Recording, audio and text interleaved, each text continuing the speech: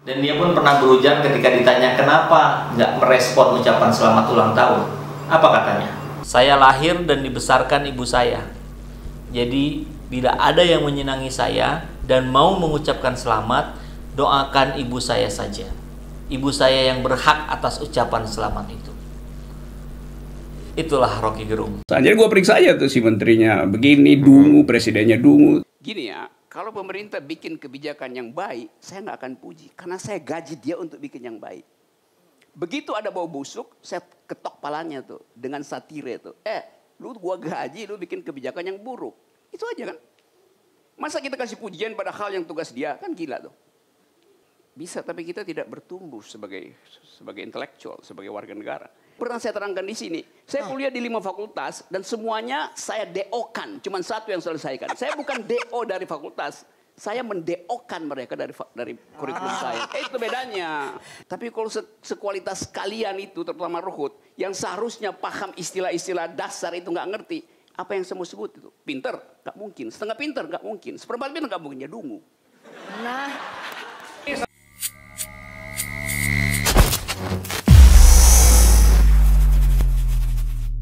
Bismillahirrahmanirrahim. Assalamualaikum warahmatullahi wabarakatuh.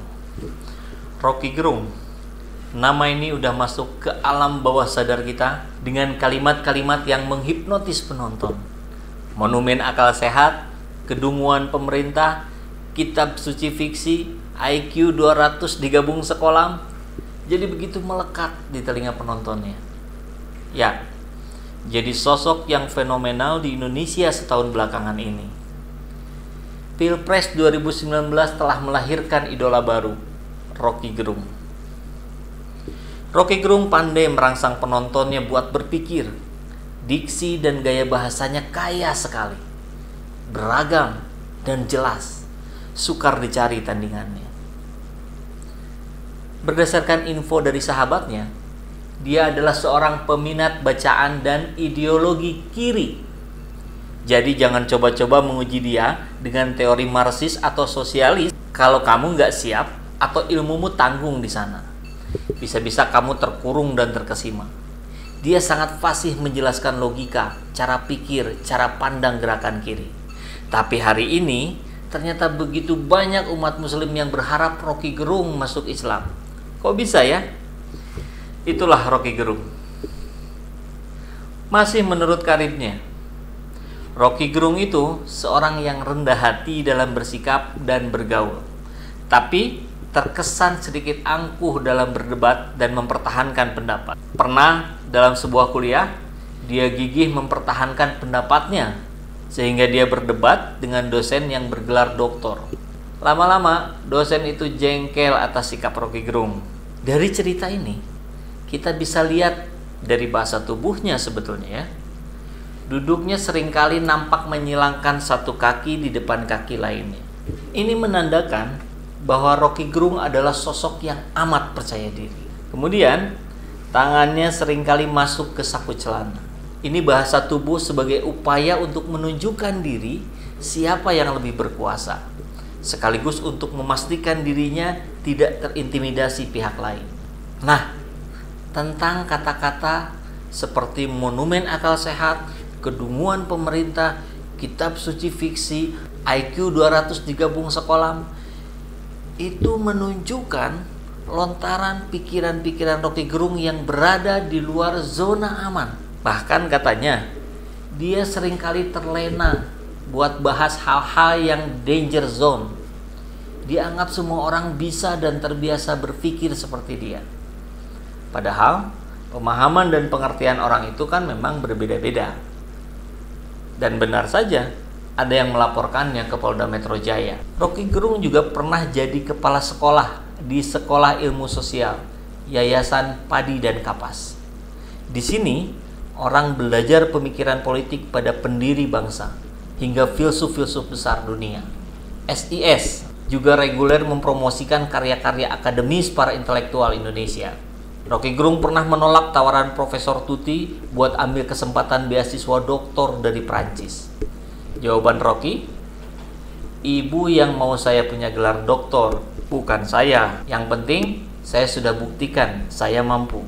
ia nggak peduli dengan gelar akademiknya. Abdurrahman Wahid adalah sahabat dekatnya. Saat Gus Dur memimpin forum demokrasi, statement-statement Gus Dur selalu ditunggu dan selalu jadi berita. Siapa yang ia percaya jadi ghostwriter? Rocky Gerung.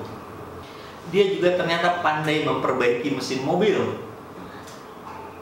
Kawannya pernah cerita tentang hal itu.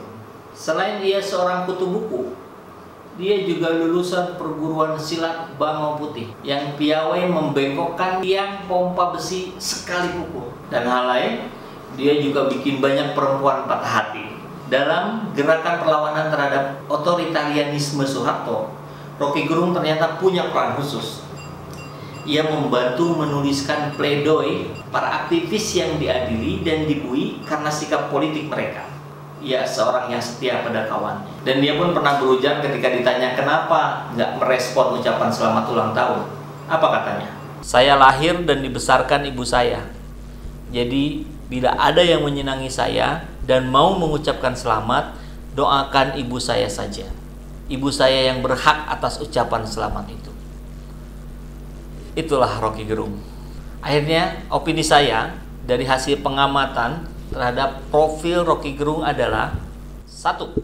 Seorang dengan tipe analitis sehingga mampu mengevaluasi kinerja dengan detail. 2. Inteleksia, artinya ia memiliki kemampuan untuk berpikir secara mendalam. 3. Dia memiliki ideal self yang tinggi, punya standar moral sendiri. Tentunya itu terbentuk dari hasil kajian terhadap bacaan buku-bukunya yang sangat banyak itu, dan dialektika yang terjadi dari interaksinya dengan alam, masyarakat, dan pemikiran-pemikiran yang ada saat itu. 4. Ia memiliki kepercayaan diri yang tinggi dibarengi dengan wawasannya yang luas tentang berbagai hal, sehingga akhirnya ia mampu mempengaruhi banyak penontonnya, banyak pendengarnya. 5. Hidup di dunia akademis membuatnya memiliki jiwa sebagai pendidik, sehingga dalam kalimat-kalimatnya sering terkandung motif untuk memberikan saran. Tentu sebenarnya nggak hanya 5, tapi untuk sementara itu dulu aja ya. Nanti bisa kita sambung lagi. Akhirnya saya sebagai seorang muslim tentu juga akan sangat ikut bersyukur jika info yang beredar belakangan ini ternyata benar, bahwa Rocky Gerung sudah menjadi mu'alaf.